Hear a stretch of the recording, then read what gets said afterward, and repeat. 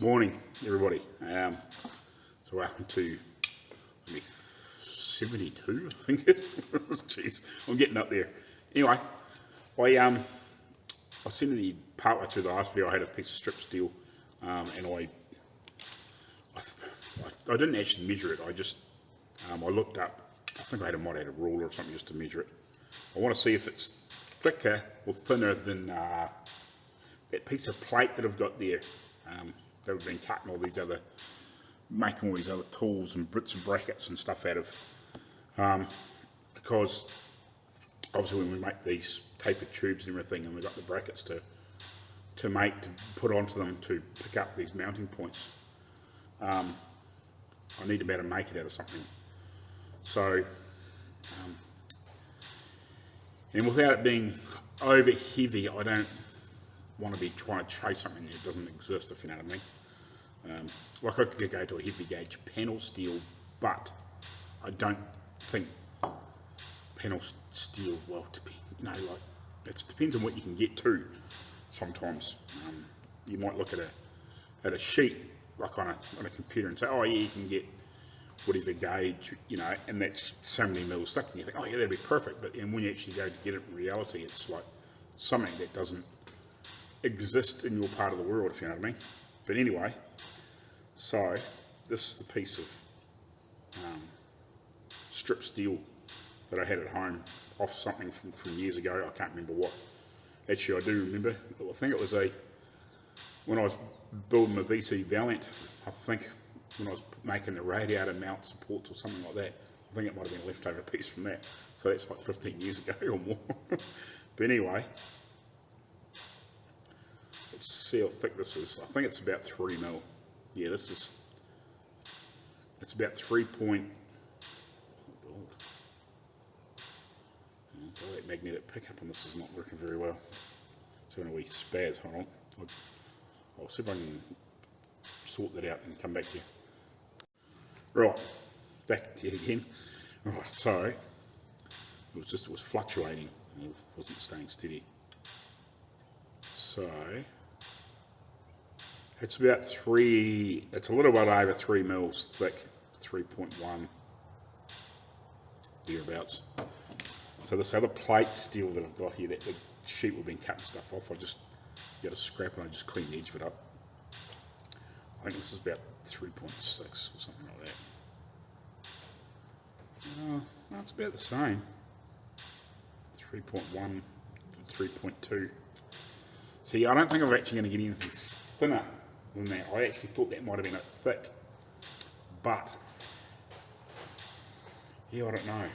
It's hard to, I'm just thinking about when I've got to form it and around something and then bend it and shape it. Like, okay, yeah, it'll move with heat, obviously, and whatever. So, yeah, that might have to do. Just give it a bloody good clean up and just use it, I think. Yeah, I don't think there's any other point chasing anything else.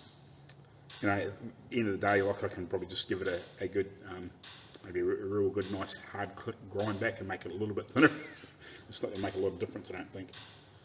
Because I don't think I'm going to get any likes of, say, 4-inch wide by whatever this is. This is 3 mil. It's classed as 3 mil, or it'll be, eighth plate, whatever, thereabouts. Because the next sort of step down, if you go into sheet metal, it's like 2 mil, or there might be something in between sort of type thing. But yeah, like panel steel. But I think that might be a little light. But yeah, I don't know. I think that's about what I'm going to have to use, I think. Yeah, so cool. It'll be plenty strong enough, I'm pretty sure of it. Because I'm thinking of like wind forces and stuff like that when you're driving down the road. Like, not that it's going to be going 100 miles an hour, and it's got no front brakes, so you're probably not going to want to drive it really fast anyway. So like if it's doing 40 or 50 miles an hour, like if it had front brakes, you probably could drive faster because it would be a bit safer. But with no front brakes, yeah, you're probably not going to really want to drive it really fast, because if all of a sudden you do have to stop and you're leaving quite a big gap, and all of a sudden somebody whoops in front of you because you're leaving a big gap because you know you've got no front brakes, you're going to play up the arse of somebody, so you're not going to be wanting to go fast anyway to allow yourself a little bit more extra time, because I'm guaranteeing those things aren't going to be very good. But anyway, right, so I think that's sorted. Yeah, we'll come back to you shortly. Alrighty guys, so I'm just looking at this window frame. Hopefully I can get some exhaust tubing and stuff today to start this, maybe these bows and that tomorrow. So I'm just looking at this window frame because obviously at some point this is going to come apart to get glass put in it. And I'll have to figure out where to get this rubber channel from. Hopefully that might be something we can pick up here easy enough here in New Zealand, because there is a couple of places that specialise in this sort of stuff. But I'm just looking, this is the only place that this separates. This is all solid, I'm assuming, so yeah, this is going to come off here somewhere. And I don't see any screws on the top, but I do see some, there's some dimples in here, but I just don't know, doesn't look like there's been any screws in there. But I'm going to give it a wee heat up with some gas, and just give it a wee warm and see if we can, I don't know, maybe loose stuff up, because I can't, because it's like, I'll turn it over, hold on. I'll set the phone on the little tripod and I'll come back to you. Well, at the end of the day, I'll just turn it over. So there's nothing in here holding it, like there's no screws or anything like that. So I'm not 100% sure how this is, it's got screws that go in here for the frame, or to go on the hinge point. And there's quite a few weird holes in it. Like I'm not quite sure what's the heck's going on here. Whether it's where other stuff's been attached. This is obviously where the things come up for the hinges, for it to slide, because you can push the windscreen in and out, as they do. So yeah, I don't know whether some of these holes I've got to fill in and whatever. I'm not 100% sure. But yeah, I just need to figure out how to get this apart, obviously. And then I can clean it up. It's a pain in the ass. It's a little bit big to go in the freaking sandblaster. It would be really nice if it fit in there, because then you could sandblast it and really clean it up. But it would just have to be wire brush, I guess, or Dad has got a little hand sandblaster which I could sit it somewhere and sandblast it in the corner or something like that, or sandblast it outside and clean it up. But then you lose all your grit. But yeah, it's just a shame. It's not, it doesn't quite fit in. Sometimes another foot wider would be nice. But that's the brakes, I guess. It's like, how big a thing do you buy? I'm sure as eggs you'll buy it, and then you'll think, oh man, if it was just 6 inches longer again, I'll get something else in it. You can't win. But anyway, so I might heat this up with the gas torch and just see if I can see something in here, or whether it's enough to loosen it up and it comes apart. I don't know, because I'm guessing that possibly that hinge, I'll show you, I'm guessing these hinges might hold it together when it's all screwed in together, because it's got 3 points that goes in around that corner. So that might be enough to hold it together, if you know what I mean. Or there might be something that slips down in here, so when it's all screwed together it holds. I don't know why the other holes aren't in here. There's holes on this side. I'm just not quite sure what's going on, or whether this bracket's in backwards, or like there's funny things going on in here, or there's been extra stuff drilled in it, or not 100% sure. Like, you wouldn't know what was going on in the last 100 years, or 94 years, or whatever it is. But anyway, we'll have it pulled apart and we'll have a look.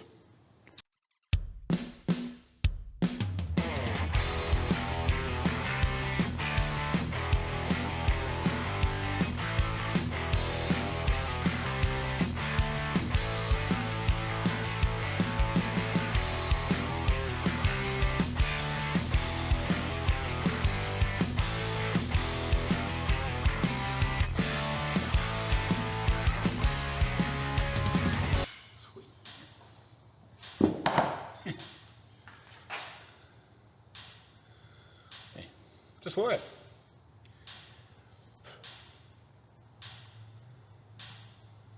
Oh well. Give that a clean up, I guess. At least we get some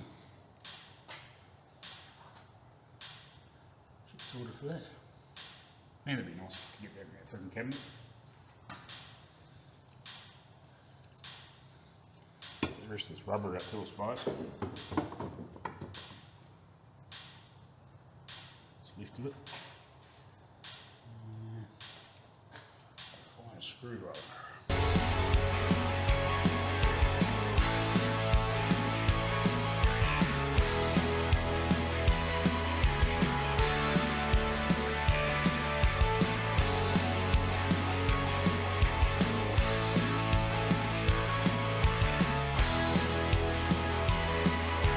I'll tell you a little tip. If you do have like a, say a rubber, like a rubber seal or part or something like that, that isn't very easy to get hold of, and it's an okay nick, but it's a bit, it's gone hard. Brake fluid. Wipe, just like soak a rag, obviously wear some gloves, and just wipe that part down with some brake fluid. It's enough to soften a say like you've got like a weather seal or a door seal or something like that, that is in quite good nick, but it hasn't broken or split up, but it's at about that point.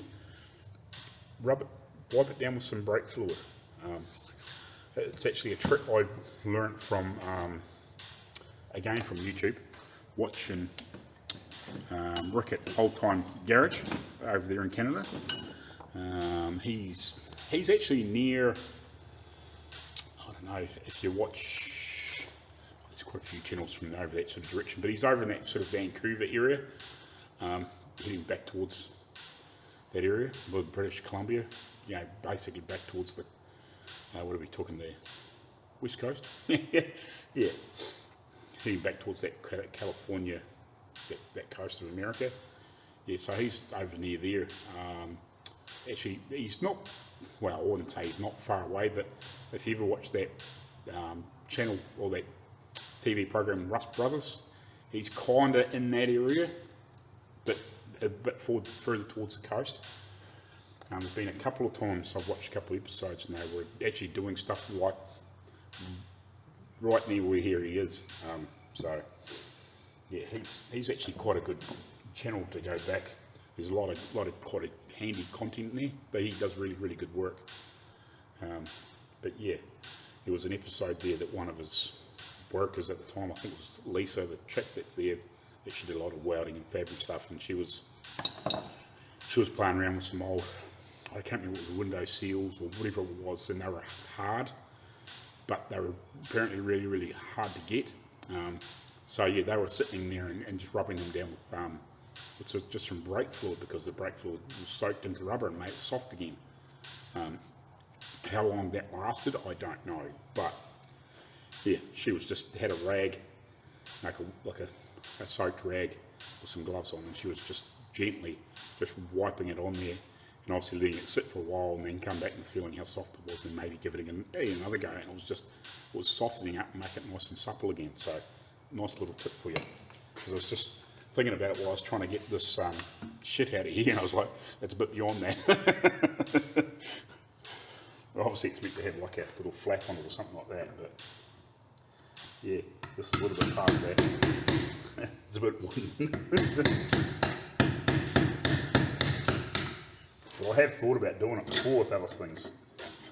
I thought that's always something I've sort of remembered, you know, like, shit, that's a good trick, because I've, you know, struck parts like that before, you know, and I think, man, I wonder how hard that is to get, and I thought, yeah, one of those things where, you know, pull something apart, I thought, maybe I should wipe that down with some brake fluid or something when I go to put it back together, to try and save buying maybe like a, you know, little gasket, rubbery gasket type thing to go around something. I thought, shit, you know, that might be very easy to get out or get back together, because it's quite hard and brittle, but I thought, you know, if you rub that down with a bit of brake fluid, it might be alright. So yeah, anyway, it's a good little tip for you. I'll carry on here cleaning this up. Well, I think I might have found the next big project. Can you guess what it is? Right, daylight through there, daylight through there, through there too, and through there too. And just to make that worse, that's not one skin, it's two. So if you have a look at here, that's the inner. Okay, obviously there's no outer in there, but that's like a piece folded over into a piece, and then it's got a channel in there as well. So yeah, that's going to be fun. So that's like a box in there, and then it's, yeah, that's going to be fun to make, man. Yeah. We'll pick this up and we'll have a look at the end, and we'll just get a better idea what I'm dealing with here.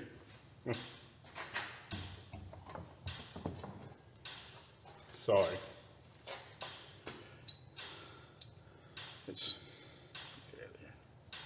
but yeah, you can see what I'm dealing with here. It's like a U, it's like a big U channel and a little U channel all joined together. So you're trying to replicate that and rebuild that, and then fix these corners. Yeah, is going to be a challenge, because didn't realise until we started digging all that shit out of there how bad that was in there. It looked alright, but with me doing that, I'll have a better look around this, I think, because like I probably could remake that, but I just, yeah, like how much work is that actually going to be to remake a section like that and fold it up? It can be done, but shit, that ain't going to be easy.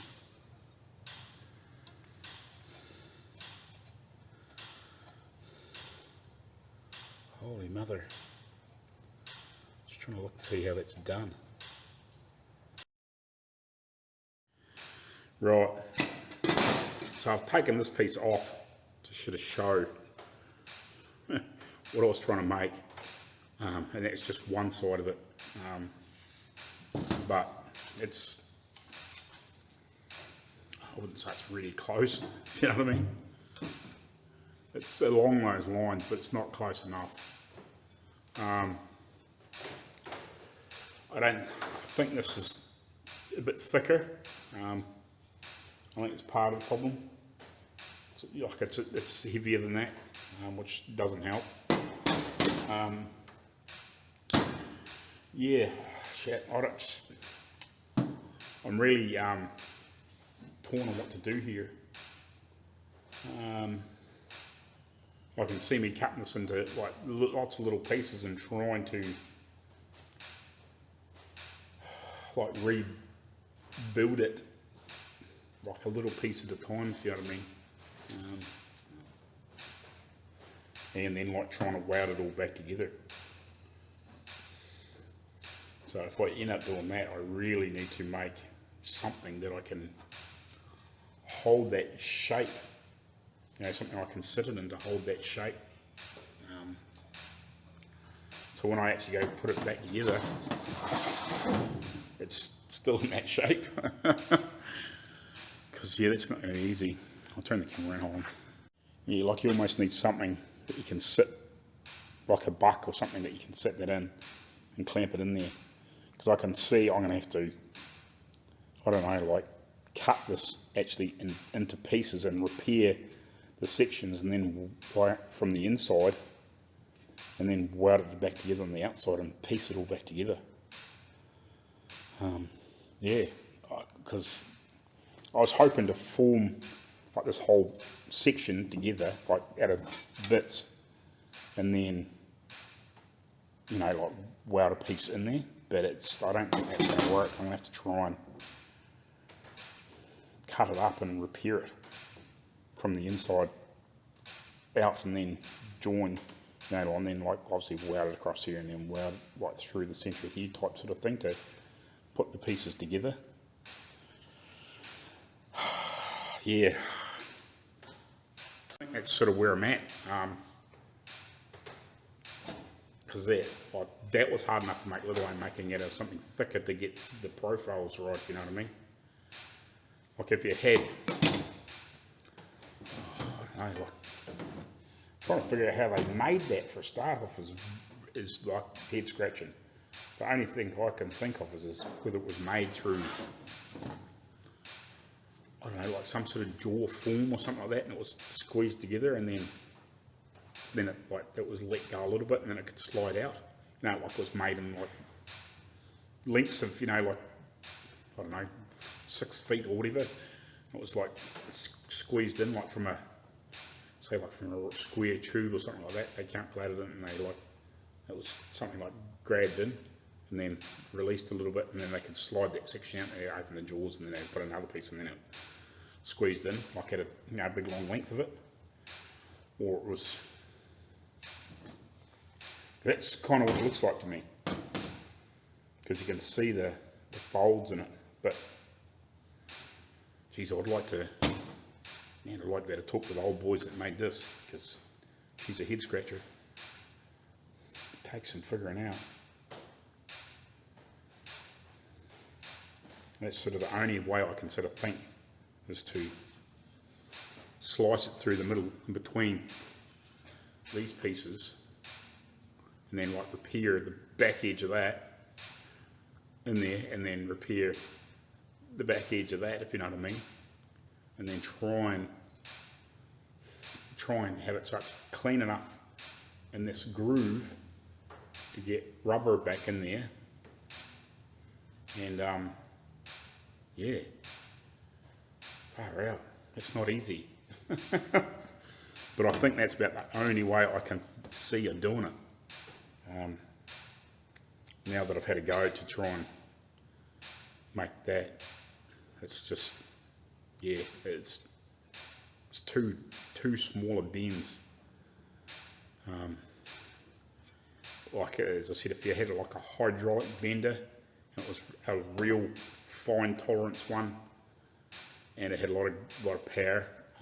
Even if it was short, you might be able to fold 2 layers of, like, I don't know, whatever thickness that is. It's not a lot thicker than that, but it's a bit, you know, like it's, yeah, I don't know, it might be like 1.6 mil, so it might be, what would I say, that's like 16 gauge or something like that. I think this is like 18. I think this looks like it could be like sort of 16 gauge or something like that. So like whether that could fold over 2 layers of that and then kick. So whether you get enough grunt and close enough proximity to like fold that flat and then do those little kicks, you know, like in that small section, that's really hard for a folder to do. It's just, it needs to be like real fine tolerance at the tip of the blade. Like it needs to be super fine tolerance. Not, that's okay, but like I'm talking, it would have to be a $200,000 or $300,000 machine, and like real close, or you know, like something like that. You know, that's really got the power and the precision to fold something like that. It's just near impossible on something like that. But I tried. That's not going to work. So yeah, I think that's my next best bet is freaking cut it all to pieces. So yeah, I might have to clear this piece of sheet metal off here and get just some blocks and screw in around this.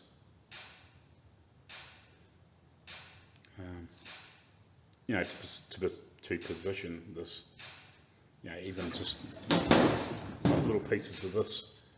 So when I put it back together, it sits in those corners, and I know it's all in the same place again, because I'm going to have to do both corners. but I do one at a time type thing.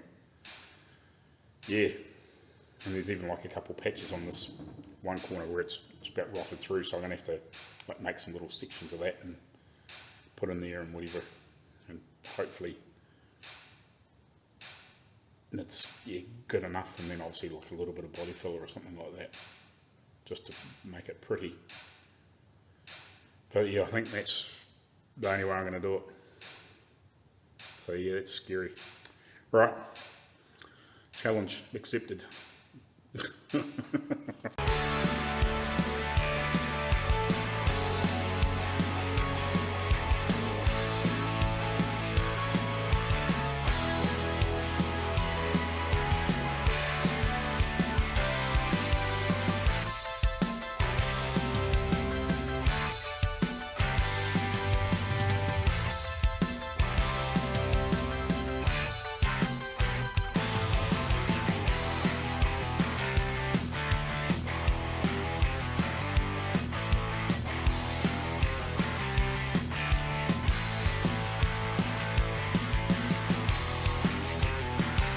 Right, so there's my hole here.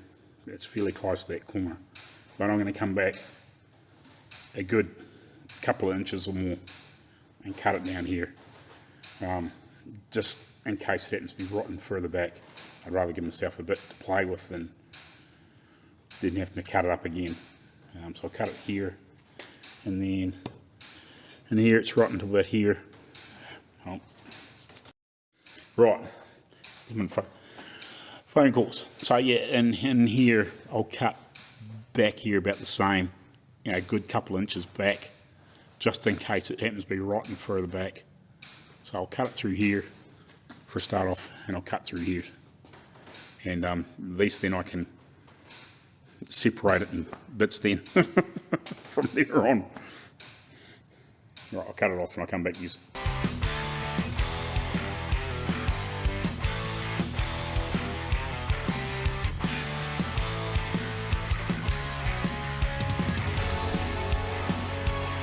That looks to be fairly clean in there, so that's a start.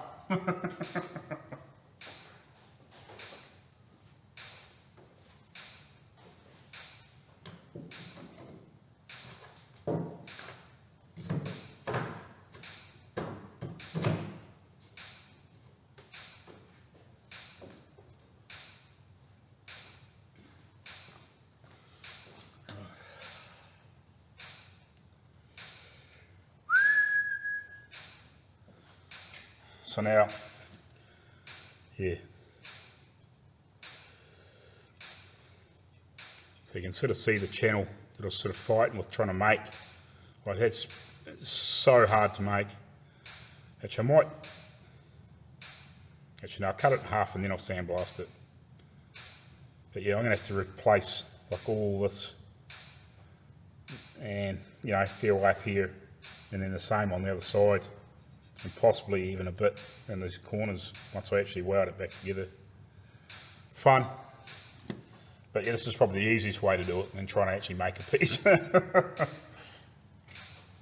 So yeah, I'll cut it down through here, and split these in the inside and the outside apart.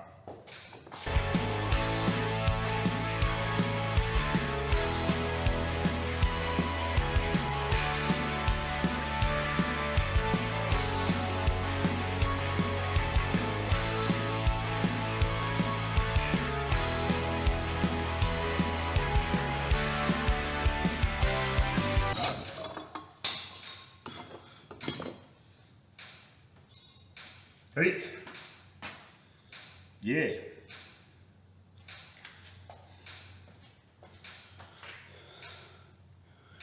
Yickety yuck. Oh. Quickly check the time because I've got to bugger off. But yeah, we'll sandblast that, get that all cleaned up. Make a piece of metal up, put that in there, weld it in, and both sides. Work out if there's any, like some of these other pieces here and a bit thin in here. But you get that back together and then possibly have to put some extra new material in here later on as well. But then the same on the outside piece. It ain't much better, but yeah, it needs to be done. So that's probably obviously the simplest way to do it. And then tack it all back together and weld her up, and possibly the way to do it would be put this piece in first and then try and get in there and weld that joint and that joint once it's all repaired, and then this piece here I can get in a bit easier and clean it up a bit easier. You know, it's not going to be easy, but at least I can actually get into this piece and clean it up. So yeah. Alright.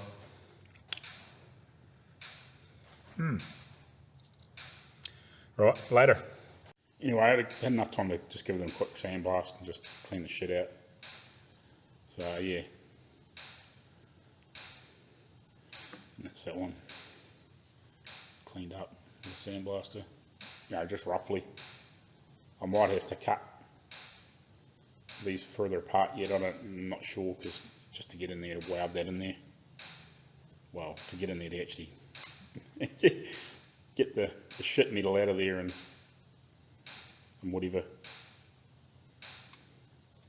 but we'll get it. Yeah, like I might have to split this right in half, I think, and obviously weld that background there before we put it back together. Probably have to do both halves like that. This one won't be quite so awkward because I'm working on this side, so you're not fighting it. But still, yeah, we'll get there later.